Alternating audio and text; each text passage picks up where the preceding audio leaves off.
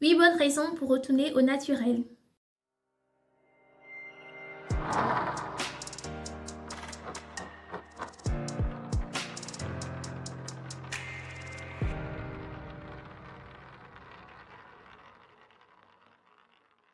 Salut les amis, bienvenue dans cette nouvelle vidéo. Aujourd'hui nous allons parler du retour au naturel, donner les bonnes raisons et voir pourquoi est-ce que l'on doit retourner au naturel.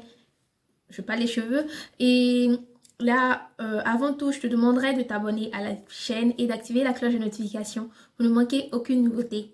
Ok? Good. Dans la suite, d'abord je vais vous énumérer les raisons pour lesquelles l'on doit retourner au naturel et à la fin je vous donnerai les raisons pour lesquelles j'ai fait le pas. Et donc allez, c'est parti. Première raison, ce qui est banal, même le normal, ce sont tes cheveux, c'est comme ça que ça sort de ta tête. Donc c'est la première raison, il faut les laisser pousser comme ils doivent pousser, quoi. C'est tout simplement ça. Comme deuxième raison, le défrisage détruit tes cheveux, ça te rend malade. Le défrisage, ce sont des substances chimiques que tu appliques sur tes cheveux et ça rend tes cheveux faibles, ils perdent leur vraie nature et ils sont tout malades, tout cassés et ça ne te fait pas de bien toi-même. Tu as des croûtes dans les cheveux et tu te sens très mal.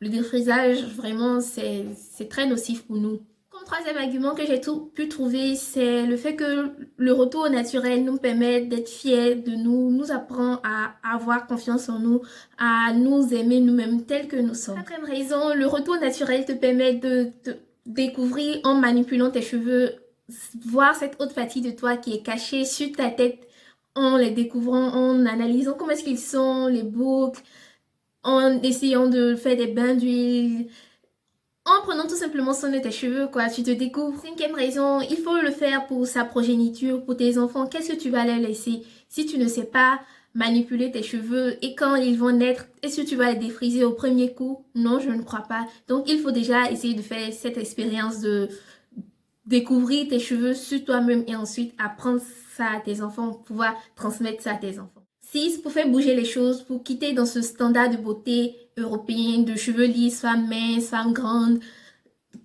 détruire ces clichés, casser tous ces clichés, nous montrer tels que nous sommes avec nos cheveux crépus.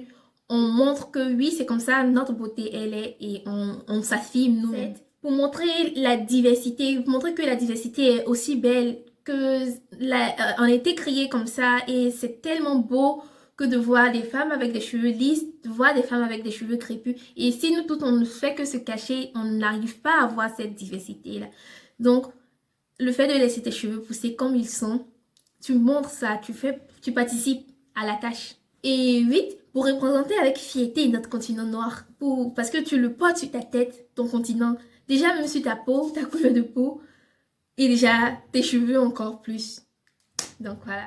Voilà les amis, avec les raisons pour lesquelles l'on doit faire le pas pour retourner au naturel, laisser ses cheveux pousser tels qu'ils sont, etc., etc. Maintenant, moi, pourquoi est-ce que j'ai fait le pas? Pourquoi est-ce que j'ai décidé de retourner au naturel? Parce que mes cheveux, ils n'avaient pas de problème, je vous assure, mes cheveux défrisés, ils n'avaient pas de problème. Je n'avais pas des cheveux, comment est-ce qu'on le dit, cassants. Non, ils étaient bien en bonne santé, ils poussaient, mais j'ai voulu le faire pour pouvoir apprendre à manipuler mes cheveux crépus comme ils doivent être manipulés, aussi pour mes enfants, parce que je ne sais pas vraiment comment est-ce que je vais faire pour entretenir des cheveux des enfants si je n'ai jamais testé sur moi. Donc c'est pour les deux raisons majeures, pour voir comment est-ce que je dois le faire sur moi-même et pour mes enfants, et aussi voir vraiment à quoi ressemble ma tête quand j'ai les cheveux crépus, parce que je ne me suis jamais vue avec les cheveux crépus qui ont poussé un gros afro comme ça. Non, donc ce sont les raisons pour lesquelles moi j'ai fait le pas. Donc dites-moi en commentaire pourquoi est-ce que vous avez fait le pas ou pourquoi est-ce que vous comptez faire le pas. Mais ce n'est pas un problème si vous défrisez le cheveu, je tenais à le dire. Chacun est libre de faire ce qu'il veut, mais ce serait bien que la plupart d'entre nous, femmes noires, ayant nos cheveux comme ça, afro, tout beau. Donc c'est la fin de la vidéo. Si elle t'a plu, n'oublie pas de mettre un pouce et de la partager pour pouvoir aider d'autres personnes qui ont envie de faire le pas mais qui ont un peu peur à faire le pas. Donc on se donne rendez-vous pour une prochaine vidéo. Oui, allez, ciao.